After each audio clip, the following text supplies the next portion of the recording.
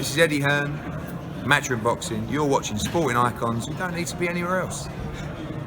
Now, as promised on the previous video, that this one is an important video for boxing fans to at least ask the question. And I think that we are entitled and allowed to do so. Because I was watching a video with Ring RQ Boxing Talk, and big up to you. You are like the Sherlock Holmes of boxing. How you find this kind of evidence and things is beyond me, but big up to you. Everyone should go check out Ring RQ Boxing Talk. Give him a cheeky little sub. Now, he come out with the name Brett Yormark. Now, Brett Yormark is on the Supreme Council of the WBC. Don't quite know what the Supreme Council means, but it sounds very important, right? It sounds like that's the kind of position, if you're on the Supreme Council, where you're going to have a lot of influence and a lot of say, okay? So, Brett Yormark is on the Supreme Council of the WBC. He also runs the Barclays Centre. The Barclays Centre, for those of you who don't know, is an arena in New York where the PBC fighters fight predominantly, like Deontay Wilder, for example, okay? He's also on the board of directors for Haymon Sports. Haymon Sports is a branch of the PBC. Yes? So, for those of us on the outside who are not involved, who don't know these kind of people personally, but as a fan, as we all are, where we believe in justice, we believe certain fighters should get certain fights at certain times when deserved, and they shouldn't be overlooked, no matter of their nationality or anything like that. This is all about right and wrong. It's all about justice. Okay, so we are asking the question, is Brett Yormark an influence on the PBC and the WBC? Is this why it's becoming very, very obvious that the WBC have a very good relationship with the PBC and show them favouritism? Now, we're not saying that Brett Yormark is doing this. He could be a straight down the line kind of guy. He really could. He could be totally impartial. This is his job. But ultimately, when you work for the WBC and you're involved with the PBC and you run the Barclays Centre in New York, questions need to be asked. As a sanctioning body, not just WBC, WBA, IBF, WBO, IBO, British Boxing Board of Control, whatever the title may be, there should be no conflict of interest. There should be no favouritism to one promotional company to another. Everyone should be treated equally. Every fighter should be treated equally. When an opportunity arises, that should be there. Maybe Brett Yormark is totally impartial in this one. It just so happens he's on the payroll, or he's getting paydays from different ones, but he's keeping it down the line. He could be doing that. But as a boxing fan, we need to ask the question. Maybe he's down the line. Maybe he isn't. Why is it that somebody can be on the Supreme Council and also work for Al Haymon and run the Barclays Centre? For me, if I was in that position, would I be impartial? No. It's human nature. For me, I would want to show some kind of favouritism to my employer. Why? Because he's paying my wages. He's paying me to put food in the cupboards for my family. He's paying for me and my family to go on holiday. Would I want to rock that boat? No, of course not. So this is why the question is going to be asked. Why is it that Deontay Wilder is allowed to be given pass after pass after pass? Why is he protected? Why is it that Dillian Whyte is being overlooked when he's number one in the WBC? Why is it that Breazeale is the mandatory? He's a PBC fighter. Why is it that Deontay Wilder, and we all know the plan now, Wilder said it, Luis Ortiz has said it, and Adam Kaunaki's team have said it, that the plan is Wilder will fight Breazeale, he'll then fight a rematch with Luis Ortiz, and then fight Adam Kaunaki, all PBC fighters. How is that allowed? How is it that Al Haymon is allowed to hold that WBC belt hostage without risking it from the outside? You could say Tyson Fury is an exception. Of course you can. But Tyson Fury should never, ever have been allowed to go over to America and do what he'd done. Nobody expected him to do that. He should have walked away with that belt, and the judges made sure that WBC title stayed within the ranks of the PBC, around the waist of Deontay Wilder. Yes, most of us look on Wilder now as a paper champion. But they fully expected Deontay Wilder to blast through Tyson because he shouldn't have been ready at this stage of his comeback for that kind of high-profile fight.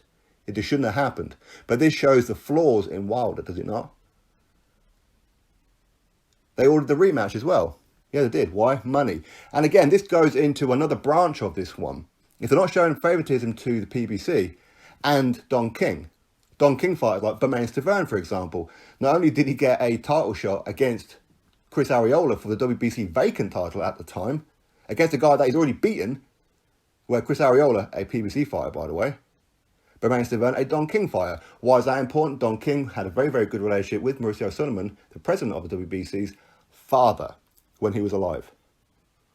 So Mauricio Sulaimán could well be showing favouritism to Don King because of his relationship with his father, which is why Bermane Stiverne got there. Not only that, Bermane Stiverne, after he lost that title fight, he had one fight against Derek Rossi where arguably he lost that fight, but that's the only fight he had in the span of, what was it, 2.5 years? And he became the WBC mandatory? So there's that question. The other one, you could say, well, Saul Canelo Alvarez, he's not part of the PBC and Al Haymon. He's part of Golden Boy, Oscar De La Hoya. These guys hate each other, Oscar De La Hoya and Al Haymon. These guys have a very tepid relationship. But Canelo brings in the money. His fights alone will probably sustain the entire WBC for a year. How do you think that they can afford to make these stupid looking belts for these special events, for Canelo versus Triple G both times, for Canelo versus Daniel Jacobs and versus Chavez Jr., Floyd Mayweather against Conor McGregor of all damn people? How can they afford to do this? Quite simple. Canelo, just one event, will probably pay for all of that with the sanction fees. That's why they're so desperate to have him as a WBC champion. So they do these kind of things. Is there a conflict of interest? And this is a question that we're asking. Is this Brett Yormark? Is he having an influence on the council, the committee of the WBC, who are making these decisions, who are allowing Dillian Whyte to be overlooked all the time and not forced in the fight with Deontay Wilder? Because they don't have confidence in Deontay Wilder. It's evidently clear that they don't. Nobody does. The man just turned down $100 million to go fight Anthony Joshua. Now, don't get me wrong. I'm pretty sure for Mauricio Sulaimán, he would love Wilder and Anthony Joshua to fight. And probably hope that Anthony Joshua wins. Why? Huge sanctioning fees after. Much like he does with Canelo. Imagine not only Canelo being their WBC champion at middleweight, but Joshua being their WBC champion at heavyweight. He will be papering his walls with gold leaf. He's going to be making a hell of a lot of money. So he's quite happy with that. But in addition, if Wilder was to defeat Joshua, again, he'd be quite happy with that, because then Wilder stock will go through the roof.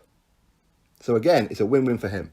But either way, they're not making Joshua a mandatory like they have done with Vasyl Lomachenko for the vacant WBC 135 title, like they did with Triple G when Canelo was WBC champion before Canelo vacated that belt because he wasn't going to be forced into it, as they did with Kovalev and Adonis Stevenson. Hopefully you guys are keeping up with me on all this one. If not, it's ultimately that part's not that important. But the important part is we are entitled to ask the question, is Brett Yormark, is he straight down the line, or is he as bent as a 9-bob note? Is he crooked? Is he showing favouritism? And I think that we are entitled to ask that question. Why should we not ask that question? In addition to this, big up to Boxing Beats and Rhymes, my man over there, where he mentioned about the British Boxing Board of Control. And I wholeheartedly agree with Boxing Beats and Rhymes. Again, go check him out, give him a cheeky little sub too. Which is British Boxing Board of Control. Now, for me personally, I don't know anybody on the British Boxing Board of Control. I never thought to look. Okay, for me, I don't care. All I know is that they're a bunch of old guys, as far as I'm aware, that have been on the board ever since Henry Cooper fought Cassius Clay back in the day. It's probably the same damn guys, right? If not, then probably relatives of those people. And the question is, what are you guys doing to defend the likes of Dillian Whyte? Your British guy. The guys who you are effectively an agent for, yes? That your job, when you get the sanction fees, is to look after the British fighters when they are faced with adversity, not only here in the UK, but potential corruption and blocking of fights abroad. You are there to protect them. What are you doing about it? Do you guys have a very good relationship with the WBC? That you allow this kind of thing to go along? Because as of yet, I've yet to see any kind of post or any kind of response or article, an informal letter or a formal letter from the British Boxing Board of Control to say, we agree with Dillian Whyte and we will be backing him to the hilt against what's going on with the WBC. So, British Boxing Board of Control, whoever you may be, what are you doing about it? So big up Boxing Beats and Rhymes. He raised a very, very valid question. So as I said, big up Boxing Beats and Rhymes. Ring IQ Boxing News, or sorry, Boxing Talk. Go check those two guys out. Give them a sub. And as I said, we are entitled to ask a question about Brett Yormark. How can you be on the Supreme Council of the WBC, be a director for Haymon, and run the Barclays Centre, and then not be a conflict of interest? Is this why the PBC get preferential treatment? Is this why Deontay Wilder is allowed to cherry pick? I think it's a very, very feasible and reasonable question to ask. Will they answer it? Of course it won't. Of course they won't. The PBC fanboys will brush it away or defend it. Either way, they won't agree with us. But whether you like Dillian Whyte, whether you don't, whether you like the PBC, whether you don't, if you are a true boxing fan, you have to agree. It's a question that needs to be asked. Is Brett Yormark, is he having a lot of influence on both sides of the fence? In addition, British Boxing Board of Control, what are you doing about it? Drop your thoughts below, click thumbs up, and of course subscribe. Catch you all on the next video.